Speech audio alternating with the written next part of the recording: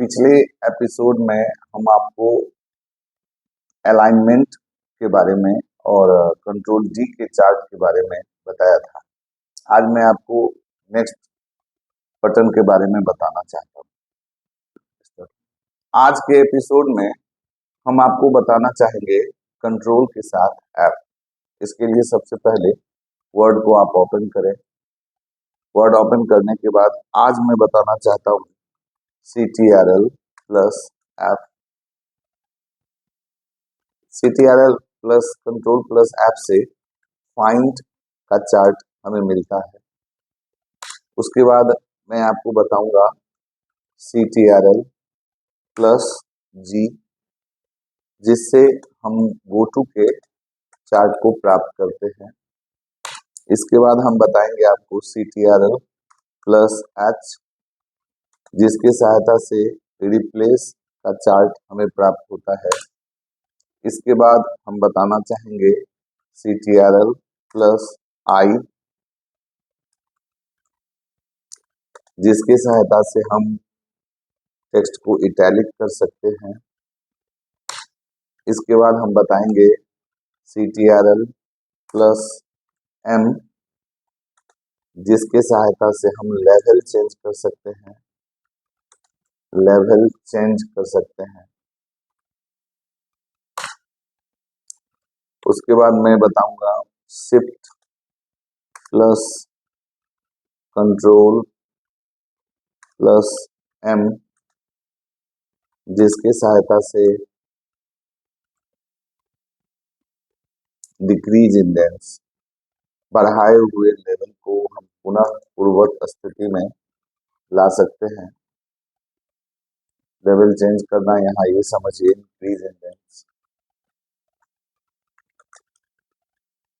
इंडेंस level change करना, बढ़ा सकते लेवल को, इससे लेवल घट सकता है। पहले इन सारे बटनों के विषय में हम लोग विधिवत समझ लें। Control plus F, control plus G, control plus H, control plus I, control plus M, shift control plus M. इन सारे बटनों के प्रैक्टिकल के लिए भी मुझे कुछ पैराग्राफ्स लिखना पड़ेगा। सबसे पहले कंट्रोल एन दबाकर रेंड के सहायता से हम कुछ पैराग्राफ्स को लिख लेते हैं। जैसे कि मान लीजिए रेंड की सहायता से हमने कुछ पैराग्राफ्स को लिख लिया। लिखने के बाद अब कंट्रोल एफ का काम होता है फाइंड का। अब फाइंड का काम क्या होता है? जैसे इस पूरे डॉक्यूमेंट में से अगर किसी वर्ड, किसी सेंटेंस को, किसी पैराग्राफ्स को आपको खोजना हो तो ये काम आप कंट्रोल एफ से कर सकते हैं। इसके लिए पहले आप एक नया डॉक्यूमेंट लेंगे। नया डॉक्यूमेंट के बाद कुछ लिखेंगे। लिखने के बाद कंट्रोल के साथ एफ दबाएंगे। एफ दबाने के बाद आप देखते हैं यहाँ नेविगेशन चार्ट हमको मिल जाता है। देख लीजिए यहाँ नेविगेशन चार्ट है।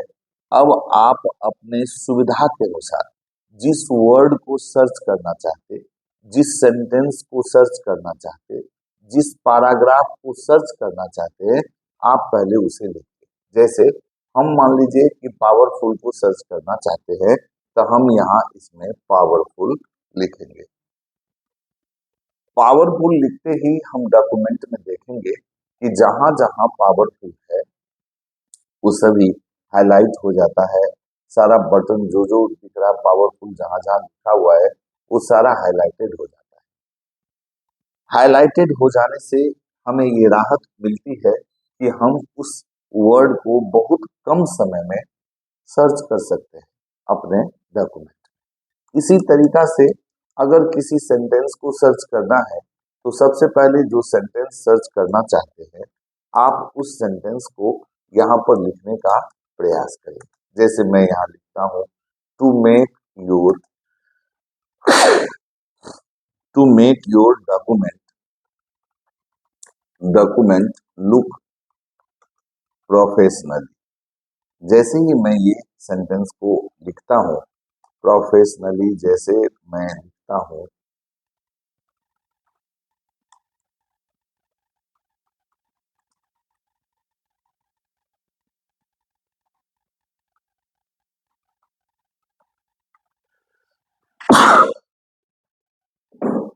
जैसे मैं लिखता हूं तो आप देखते हैं कि जहां जहां ये सेंटेंस है, जहां वो सेंटेंस आप देख रहे होंगे, जहां जहां वह सेंटेंस है वो सभी हाईलाइट हो गया, ताकि हम बड़े आसानी से अपने पूरे डॉक्यूमेंट में उस सेंटेंस को सर्च कर पाए, और वो भी इजी।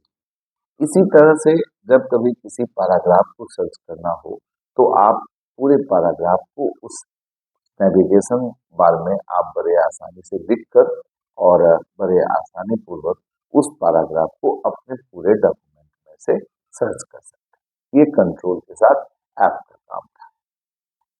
अब मैं आपको दूसरा चीज बताना चाहूंगा कंट्रोल के साथ जी। कंट्रोल के साथ जी का काम गो टू चार्ट होता है। आप जैसे ही कंट्रोल के साथ जी दबाएंगे, आप देखिएगा यहाँ फाइंड एंड रिप्लेस के साथ साथ यहाँ गो टू लिखा हुआ आपको दिख रहा होगा। ये गो टू चार्ट एक्टिव हो जाता है। इसका काम क्या होता है मैं आपको बताता हूँ। मैंने आपको पिछले एपिसोड में बताया था कि अगर एक एक सेंटेंस नीचे उतरना हो तो आप डाउन एरो यूज करेंगे। अगर एक एक पैराग्राफ नीचे उतरना हो तो कंट्रोल के साथ डाउन एरो यूज करेंगे। अगर एक एक पेज नीचे उतरना हो तो कंट्रोल के साथ पेज डाउन यूज करेंगे। और अगर सपोज कर लीजिए कि जैसे आप 1 नंबर पेज पर हैं और आपको एक ही बार में 3 नंबर पेज पर जाना, जैसे 1 नंबर पेज पर है और आपको 2 नंबर पेज पे जाना है, तब तो कंट्रोल के साथ पेज डाउन, कंट्रोल के साथ पेज डाउन दबाते ही आप 2 नंबर पेज पर पहुंच जाएंगे। लेकिन अगर बाय द वे आप 1 नंबर पेज पर हैं और आपको 3 नंबर पेज पर जाना हो तो आप कंट्रोल जी का उपयोग करेंगे और यहाँ पेज नंबर डालकर जैसे ही इंटर बटन दबाएंगे विद इन सेकेंड आप 3 नंबर पेज पर पहुंच जाएंगे। इस तरह से हम गो टू का उपयोग एक पेज से किसी अन्य पेज पर जाने के लिए करते हैं। अब हम आपको बताना चाहते हैं कंट्रोल के साथ एच का उपयोग। कंट्रोल के साथ एच का काम रिप्लेस करना होता है। रिप्लेस करने का मतलब है, रिप्लेस का मीनिंग है के बदले में। जैसे हमें पावरफुल के बदले में पावरलेस लिखना है। इस स्थिति में हम कंट्रोल के साथ एच को यूज करेंगे। कंट्रोल के साथ एच दबाकर जैसे ही कंट्रोल एच दबाएंगे तो यहाँ इस तरह का चार्ट हमें दिखाई देगा। ये रिप्लेस वाला चार्ट है। अब आप देख रहे हैं कि फाइंड व्हाट वाले बॉक्स में हम क्या लिखेंगे, तो जिस वर्ड को मुझे बदलना है, जैसे पावर पॉइंट को मुझे पावरफुल को बदलना है तो हम यहाँ लिखेंगे पावरफुल। समझ गए? उसके बाद नीचे रिप्लेस विथ वाले बॉक्स में लिख देंगे जो उसके बदले में मुझे लिखना है। जैसे कि मान लीजिए हमको उसके बदले में पावरलेस लिखना है तो मैंने नीचे वाले घर में पावरलेस को लिखा। अब आप लोग ध्यान पूर्वक देखिए इस चार्ट में। सबसे पहला तो आप देख रहे हैं कैंसिल है। कैंसिल के से आगे फाइंड नेक्स्ट है। फाइंड नेक्स्ट से पहले रिप्लेस ऑल है और यहाँ रिप्लेस है। अगर आप चाहते हैं कि इस पूरे डॉक्यूमेंट में कोई कोई पावरफुल रहे और कोई कोई पावरफुल नहीं रहे, कोई कोई पावरफुल रहे और कोई कोई पावरफुल पावरलेस बन जाए, तो इस स्थिति में सबसे पहले कर्सर को ऊपर में रखकर आप फाइंड नेक्स्ट पर क्लिक करेंगे। फाइंड नेक्स्ट पर क्लिक करेंगे तो आप देखेंगे कि कंप्यूटर प्रत्येक पावरफुल को आसानी से सर्च करने में हमारा मदद करता है। अब मेरा विचार है कि ये पावरफुल पावरलेस हो जाए, तो इसके लिए हम यहाँ पर एक बार रिप्लेस करेंगे और हम देखेंगे कि वो जो पावरफुल था वो पावरलेस में कन्वर्ट हो गया। अगेन कंप्यूटर अगले पावरफुल को सेलेक्ट किया। अगर आप चाहते हैं कि ये पावरफुल पावरफुल ही रहे तो आप फाइंड नेक्स्ट करें। अगर आप चाहते हैं कि ये पावरफुल पावरलेस हो जाए तो आप यहाँ से रिप्लेस करें। इस तरह से जब कभी भी हम किसी वर्ड को वही छोड़ना चाहते हैं, जैसे कि मान लीजिए पावरफुल है और हम चाहते हैं कि वो पावरफुल वहां वैसा ही रूप में रह जाए, तब तो फाइंड नेक्स्ट करना चाहिए। लेकिन अगर आप चाहते हैं कि नहीं वो पावरफुल पावरलेस में बदल जाए तो इसके लिए रिप्लेस करें। लेकिन रिप्लेस ऑल का मतलब है कि अगर आप सारे पावरफुल जहां जहां है उस सबको पावरलेस बनाना चाहते हैं तो आप रिप्लेस ऑल करें। इससे क्या होगा कि सारा का सारा जो भी पावरफुल था इस पूरे डॉक्यूमेंट में लिखा हुआ वर्ड वो सब पावरलेस हो गया। कंट्रोल एच का काम भी आप समझ गए होंगे। अब अब मैं आपको बताना चाहता हूं control plus I. Control plus आई, अब रहा बात कंट्रोल प्लस आई हमें इटैलिक करने में हमारा मदद करता है।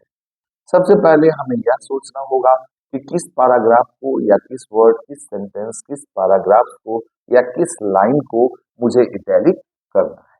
अब मान लीजिए कि मुझे इस लाइन को इटैलिक करना है, तो कर्सर को पहले उस लाइन के पहले रखिए, शिफ्ट के साथ इंड दबाकर उस लाइन को पहले सेलेक्ट कर लीजिए और एक बार कंट्रोल आई दबाकर आप देखेंगे कि वो लाइन इटैलिक हो गया। इसी तरीका से अगर किसी वर्ड को आप इटैलिक करना चाहते तो पहले आप शिफ्ट कंट्रोल के साथ एरो यूज करते हुए वर्ड को सेलेक्ट करें, बाद में कंट्रोल के साथ आई दबाकर आप उसे इटैलिक कर सकते हैं। इसी तरीका से अगर किसी पैराग्राफ को इटैलिक करना चाहते तो आप सबसे पहले उस पैराग्राफ को शिफ्ट कंट्रोल डाउन एरो, आप पहले कर्सर को प्लेस करेंगे जिस पैराग्राफ को सेलेक्ट करना है और शिफ्ट कंट्रोल डाउन एरो से पहले उसको सेलेक्ट करेंगे और एक बार कंट्रोल आई दबाकर आप उसे इटैलिक कर सकते हैं। इस तरह हम अगर पूरे डॉक्यूमेंट को इटैलिक करना चाहते तो कंट्रोल ए दबाकर पहले पूरे डॉक्यूमेंट को सेलेक्ट करें और कंट्रोल आई दबाकर आप उसे इटैलिक कर सकते हैं। तो शायद आप समझ गए होंगे। अगर सारे प्रभाव को वन टाइम में रिमूव करना हो तो मैंने आपको बताया है कि कंट्रोल के साथ ब्लैंक स्पेस दबाकर आप सारे डॉक्यूमेंट के ऊपर पड़े हुए प्रभाव को वन टाइम में रिमूव कर सकते हैं। तो इस तरह से आपने कंट्रोल आई को भी समझ लिया। अब हम कंट्रोल एम की बात करते हैं। कंट्रोल एम का काम होता है क्या? तो लेवल चेंज करना। जैसे मैं आपको एक एग्जांपल बताता हूँ। मान लीजिए कि हम यहाँ कोई लेटर लिखते हैं, जैसे कि मैंने यहाँ टू लिखा, तो मैं देख रहा हूँ कि कर्सर अभी लेवल 1 पे, अभी मैं देख रहा हूँ कि कर्सर क्या है लेवल 1 पर। मैं चाहता हूँ कि यहाँ 2 से कुछ आगे से मुझे उसमें नेम विलेज डालना है। तो इस स्थिति में हम टैब ना दबाते हुए कंट्रोल एम दबाकर उसके लेवल को चेंज कर दें। लेवल चेंज कर देने से हम देखते हैं कि हम जो भी लिखेंगे वो एकदम, देख लीजिए आप कि अब जो इंटर बटन दबाएंगे तो वो सेकेंड लेवल पर ही कर्सर रहेगा, वो फर्स्ट लेवल में नहीं जाएगा। अब यहाँ मान लीजिए विलेज लिखते हैं, टैब दबाते हैं, आप यहाँ दो बिंदी देते हैं, डैश दबाते, तो आप देख लीजिए यहाँ डिस्ट्रिक्ट लिखते हैं, जो भी लिखिएगा आप देखिए दो बिंदी लगाइए, डैश लगाइए, तो आप जो भी लिख रहे हैं वो सभी इसी लेवल में चल रहा है, क्योंकि मैंने कंट्रोल एम दबाकर उसके लेवल को चेंज कर दिया था।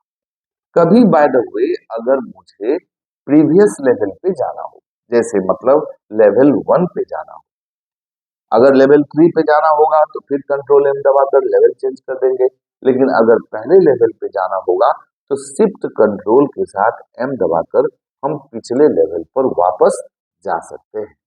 इस तरह से आज के एपिसोड में मैंने आपको कंट्रोल के साथ एफ का काम, कंट्रोल के साथ जी का काम, कंट्रोल के साथ एच का काम, कंट्रोल के साथ आई का काम, कंट्रोल के साथ एम का काम और शिफ्ट कंट्रोल एम के साथ क्या होता है, इस सारे वर्क को बताया। अगले एपिसोड में फिर हम अगले बटन के बारे में जानकारी देंगे।